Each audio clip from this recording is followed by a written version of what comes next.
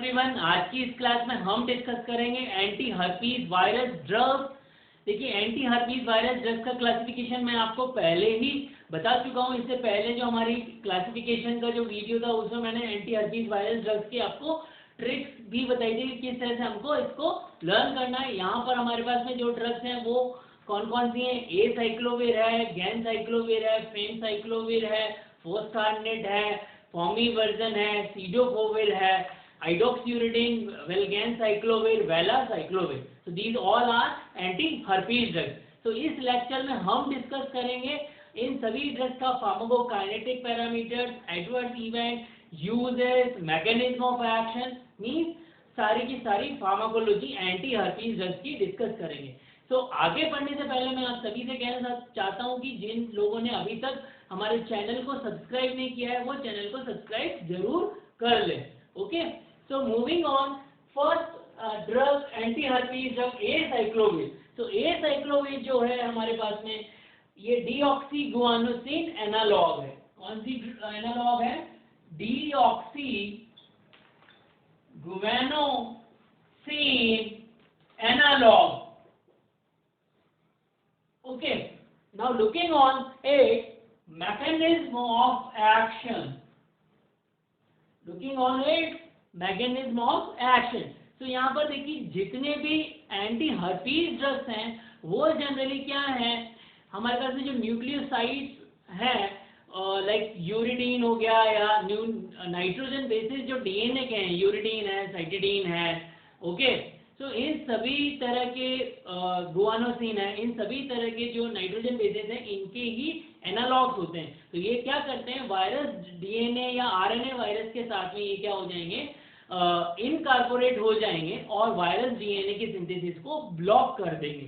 तो इसको समझने का प्रयास करते हैं कि ए साइक्लोविर की मैकेनिज्म ऑफ एक्शन क्या है, और जनरली जो ए साइक्लोविर की मैकेनिज्म ऑफ एक्शन है वो ऑलमोस्ट सभी ड्रग्स की मैकेनिज्म ऑफ एक्शन वही सिमिलर है। Okay, so now look at this. This is a patient of herpes virus infected patient. ये herpes virus infected patient है। इस patient ने acyclovir लिया है। The patient has taken acyclovir. Now acyclovir converted into acyclovir monophosphate in the presence of virus specific thymidine kinase. Now acyclovir monophosphate will convert into acyclovir triphosphate in the presence of cellular kinase enzyme. Now acyclovir triphosphate has a higher affinity for virus DNA polymerase. So what it will do, acyclovir triphosphate inhibits DNA polymerase. Okay. So after inhibition of DNA polymerase, acyclovir triphosphate get incorporated in virus DNA. Now after incorporation of acyclovir triphosphate in virus DNA, it will stop lengthening of virus DNA. Virus DNA की जो lengthening है उसको stop कर देगी. So this is the mechanism of action of acyclovir. तो इसी तरह से और बाकी सारी ड्रग्स भी इनका मैकेनिज्म एक्शन यही रहता है। होपफुली आपको मैकेनिज्म एक्शन समझ में आ गया होगा ना। देखते हैं कि क्या है। तो मैकेनिज्म एक्शन क्या कर रही है, stop lengthening of DNA. Now looking on the resistance. तो किस तरह से ये रेजिस्टेंस डेवलप कर रही हैं वो देखते हैं। How they are developing resistance. Okay, so they are developing resistance by doing mutation in the virus specific enzyme. So यहाँ पर herpes simplex virus है वो किस तरह से resistance develop करता है acyclovir के अगेंस्ट में। So mutant deficient thymidine kinase। Okay, mutant deficient thymidine kinase की वजह से क्या कर लेगा, ये म्यूटेशन डेवलप कर लेगा। अगर हम वेरिसेलर जोस्टर की बात करें जहां पर ये एसाइक्लोविर इफेक्टिव है, तो varicella zoster also develop virus mutation in virus specific enzyme, virus directed enzyme जो होते हैं उनमें स्पेसिफिक एंजाइम जो होते हैं वहां पर म्यूटेशन डेवलप कर लेगा। तो यहाँ वेरिसेला जोस्टर भी क्या कर लेगा, म्यूटेशन डेवलप कर लेगा। अगर हम ए साइक्लोवीर को देखें कि इसकी एक्टिविटी कौन कौन से एंजाइम, कौन कौन से वायरस पर है, so looking on the activity, so it is active against herpes simplex virus 1, then herpes simplex virus 2, then varicella zoster virus, and then Epstein-Barr virus.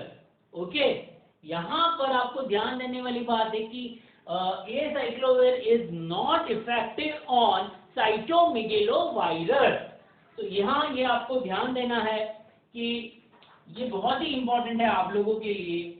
यहाँ पर नीट, पीजी और जीपैट में क्वेश्चन आ सकते हैं, तो it is important for NEET, PG and pharmacy GPAT examination.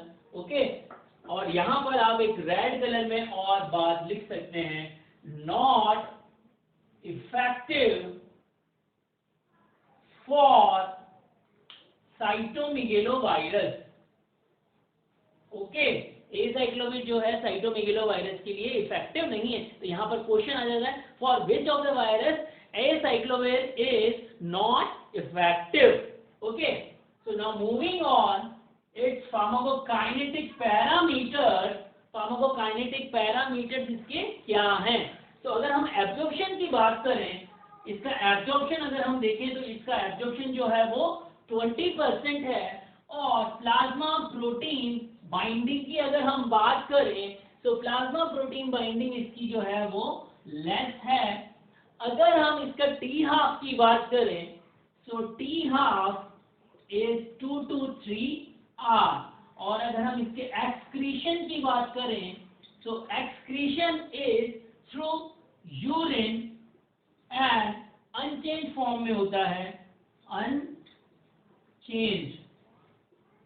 Okay, excretion जो होता है इसका अनचेंज फॉर्म में होता है। अगर हम ये तो सारी बातें हो गई इसके फार्माकोकाइनेटिक पैरामीटर। अगर हम इसके एडवर्स इवेंट की बात करें,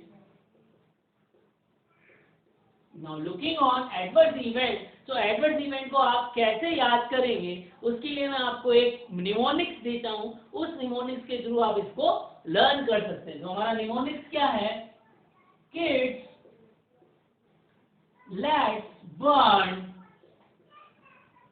let's burn cocoa tree, cocoa tree। Okay, ये जो हमारा निमोनिक्स है इसके थ्रू हम इसके साइड इफेक्ट्स को लर्न कर सकते हैं। So kids for kidney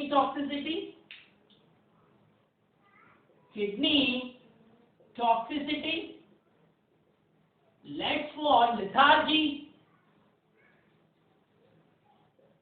and burn for burning sensation, and CO means convulsions, and again CO means coma, and tree means tremors. Okay, so these CNS effects are reversible. Okay, so these effects are reversible. इसके अलावा ये nausea, vomiting, headache and rashes और hypersensitivity reaction भी cause करता है। अगर हम इसके यूजेस की बात करें, so look at the uses. अगर हम इसके यूजेस की बात करें, यूजेस कहाँ पर ये यूज आ रहा है, सो genital herpes simplex infection and mucocutaneous mucocutaneous herpes simplex infection, as well as herpes simplex keratitis, herpes simplex keratitis, and herpes simplex encephalitis. Okay, इसके अलावा ये herpes zoster infection, as well as it is also useful for chicken pox. तो इस तरह से acyclovir जो है अलग अलग जगह पर हमारे पास में यूज आ रहा है. Now next drug is what? Famciclovir. Next drug हमारे पास में क्या है? फेमसाइक्लोविर है. It is a prodrug. ये कौन सी ड्रग है? It is a prodrug. It is a prodrug of panciclovir. It is a prodrug of panciclovir, and again it is a guanosine analog. Guanosine analog. Okay, अगर pharmacokinetic parameters की बात हम करें, PK parameter, then absorption is what we can say? It has a good absorption, and T-half is prolonged. T-half is what? Prolonged. Clear? Now, what we are talking about, now look at this, what we have, it is useful for, अगर हम इसके uses की बात करें, तो कहाँ कहाँ पर ये use में आएगा? So it is useful for herpes zoster infection, as well as herpes simplex infection. वहां पर ये यूज में आएगा, और it has a better pharmacokinetic profile. Better pharmacokinetic इसकी प्रोफाइल है. तो रेजिस्टेंस केसेस, एसाइक्लोविर के रेजिस्टेंस केसेस में भी यहाँ पर हम इसको यूज कर सकते हैं. अगर हम इसके एडीआर देखें, तो एडीआर आप कैसे लर्न करेंगे? एडीआर के लिए हमारे पास में हमारी पंच लाइन है, निमोनिक्स है, वो आप देखिए. एमआरआई डायग्नोसिस, एमआरआई डायग्नोसिस, ये हमारा ट्रिक है. इससे आप इसको लर्न कर सकते हैं, MRI और D. ओके, सो देखिए, M for mental confusion, R for rashes, I for itching, and D for diarrhea. Okay, so these are what? Its adverse event. तो ये हमारा हो गया फेमसाइक्लोविर के बारे में. अगर यहीं पर हम एक और ड्रग हम देखते हैं, that is what? Valacyclovir. That is what? Valacyclovir. Valacyclovir.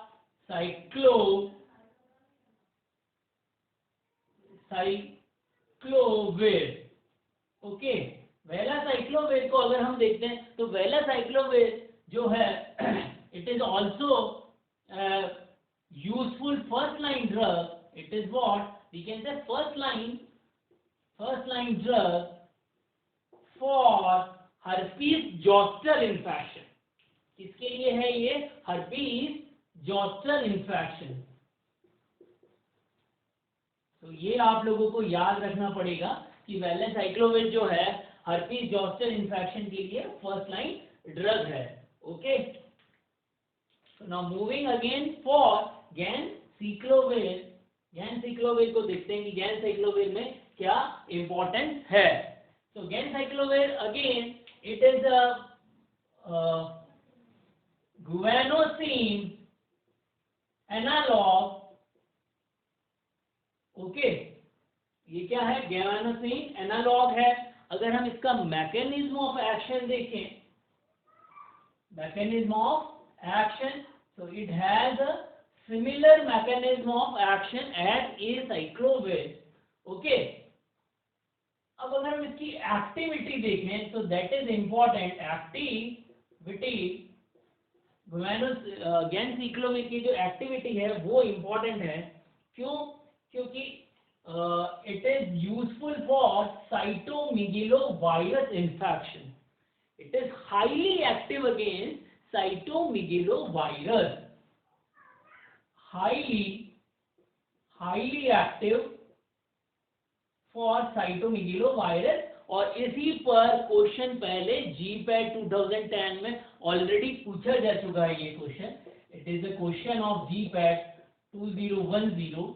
Okay, वहां पर क्वेश्चन पूछा गया था which of the following drug is useful for cytomegalovirus infection। तो one of the option was ganciclovir, तो वहां पर है। और साथ ही साथ में एप्स्टिन बार से रिलेटेड भी वहां पर क्वेश्चन पूछा गया था। तो दिस इज साइटोमेगालोवायरस के अगेंस्ट में हाईली एक्टिव है। ऑल्सो दिस गैन-साइक्लोविर और कहां पर एक्टिव है? They are active on HSV, herpes zoster virus, okay, and Epstein Barr virus, यहां पर भी ये एक्टिव है। ओके, अब अगर हम इसका फार्माकोकाइनेटिक पैरामीटर्स देखें, तो फार्माकोकाइनेटिक पैरामीटर गैन-साइक्लोविर का जो एब्जॉर्प्शन है, इट इज लेस एब्जॉर्प्शन है इसका। ओके, एंड टी हाफ अगर हम बात करें तो टी हाफ 2 to 4 आवर्स इसका टी हाफ होता है। क्लियर? अगर हम इसकी एडीआर की बात करें, एडीआर पे बात करने से पहले हमें एक चीज और टी हाफ पर देखना होगा कि टी हाफ पे हमारी क्या बात है। एक्चुअली जो टी हाफ इसका है ये 2 to 4 आवर्स है। और अगर हम इसका इंट्रासेल्यूलर टी हाफ देखें, intracellular T half for CMV virus infected cells के अंदर टी हाफ जो है दैट इज 24 आवर्स। इसका टी हाफ कितना है वहां पर? 24 आवर्स। सो 1 से 8 आवर्स और वी कैन से वीकली जो डोजेज है वो इसके लिए इफेक्टिव है। और यहाँ पर साइटोमेगालोवायरस के अंदर यहाँ पर कंसंट्रेशन इसकी ज्यादा पहुंचती है वहां पर। सो इसीलिए गैन-साइक्लोविर जो है highly useful drug. Clear? So that is important point कि क्यों ये गैन-साइक्लोविर जो है साइटोमेगालोवायरस के अगेंस्ट में हाईली एक्टिव है। इसका रीजन क्या है कि इसका जो टी हाफ है साइटोमेगालोवायरस इन्फेक्टेड सेल्स के अंदर वहां पर इसका टी हाफ 24 आवर्स है, इसीलिए ये हाईली एक्टिव है उसके अगेंस्ट में। तो यहाँ पर ये इंपॉर्टेंट एस्पेक्ट है। अब अगर हम इसके एडवर्स इवेंट की बात करें तो एडवर्स इवेंट एक्चुअली क्या है? गैन-साइक्लोविर क्या करती है? बोन मैरो सेल के अंदर तक पहुंच जाती है। Okay, so it can reach into the bone marrow cell. That's why they are causing toxicity against bone marrow cell. Bone marrow toxicity and neuropsychiatric disorder and neuropsychiatric disorders। Okay, and अगर हम uses की बात करें तो uses it is useful for cytomegalovirus infection, okay, and also HSV, HZV and EBV, but mostly we are using it for cytomegalovirus infection, as well as this is also useful for resistance cases। but यहाँ पर एक नई drug हमारे पास में आ चुकी है, that is what valganciclovir। and valganciclovir जो है it has 8 times more bioavailability than 8 times more bioavailability than ganciclovir,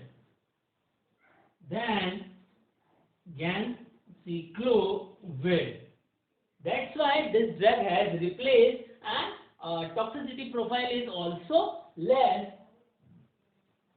अगर हम ADR की बात करें तो ADR जो है कंपेरेटिव टू लेस है गैन साइक्लोवेट से।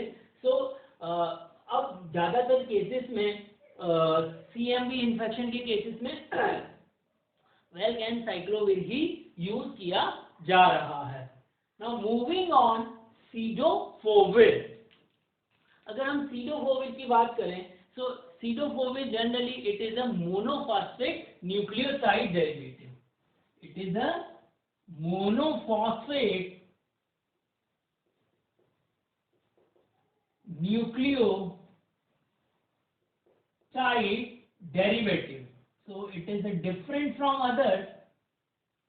ओके बाकी और जो दूसरी ड्रग है उनसे अलग है।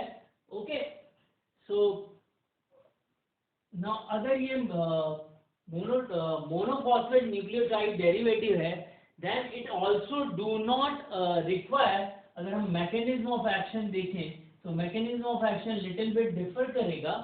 यहाँ पर ये क्या करेंगे, do not require phosphokinases to convert into further monophosphate. So do not require phosphokinases, okay, and the drug pseudofovir monophosphate is converted into pseudofovir diphosphate. So it's monophosphate convert into pseudofovir diphosphate, and then further it inhibit the viral DNA synthesis. Now moving on, its pharmacokinetic parameters. So pharmacokinetic parameters about absorption. So absorption is also we can say 20 to 40%, and T half is short. Pseudofovir has a short T half. Okay, so this is about the its pharmacokinetic parameters. And ADRs. So ADRs are like nausea, vomiting, headache, and rashes, hypersensitivity reaction, hypersensitivity reaction. Okay, hypersensitivity reaction, they are causing hypersensitivity reaction. अगर हम इसके uses की बात करें, if you are looking on the uses, then Pseudofovir is useful for resistance cases of acyclovir. It is used for HSV and resistant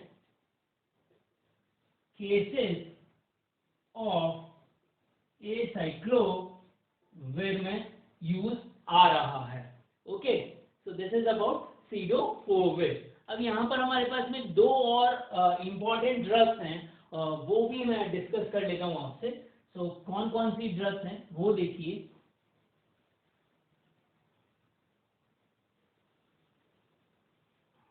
now look at this, we have a further more drugs. One other one is Fomiversin.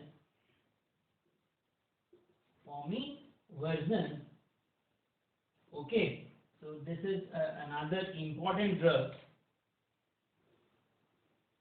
and it is basically Fomiversin. It is a different kind of a drug. It is an oligonucleotide.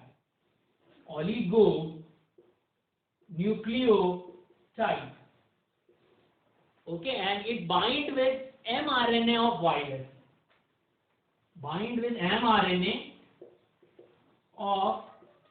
virus. Okay, and it is useful for resistance cases of CMV. Used in CMV resistance cases. Okay, CMV resistance cases में use आएगा। But generally it has, अगर ADR अगर हम देखें तो ADR जो है इसका, that is ophthalmic disorders cause करती, ऑप्थेल्मिक डिस्कम्फर्ट जो है वो कॉज करती। ओके, इसीलिए बहुत सारे कंट्री से इसको रिमूव कर लिया गया है। Okay, so this is about fomivirsen. और अगर हम फॉस्कार्नेट को देखें, looking on the foscarnet, okay, one more drug, that is what, foscarnet. Another drug is what? Foscarnet.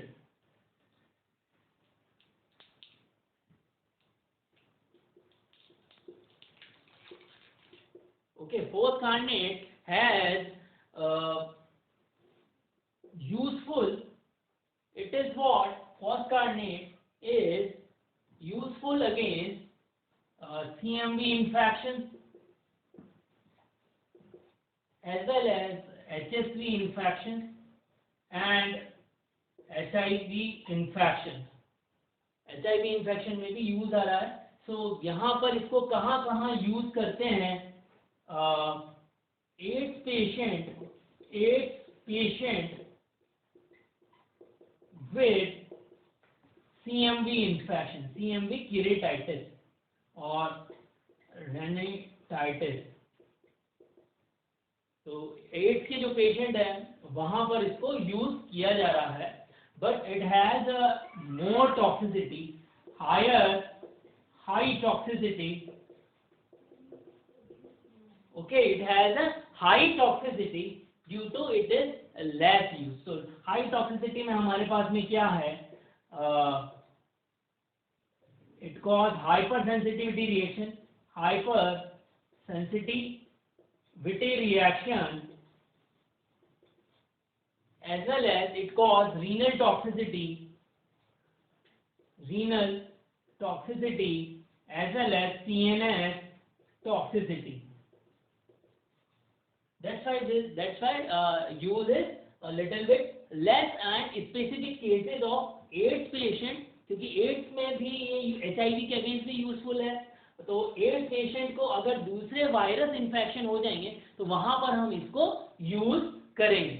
Okay, तो होपफुली जो भी मैंने आप सभी को यहाँ पर समझाया है एंटी हर्पीज वायरस की ड्रग, वो आपको समझ में आई होगी। यहाँ पर मैंने आपके सामने क्वेश्चंस भी डिस्कस किए हैं, तो उन सभी के आंसर्स आप डिस्क्रिप्शन बॉक्स में लिखें। वीडियो को लाइक करें और चैनल को सब्सक्राइब करें।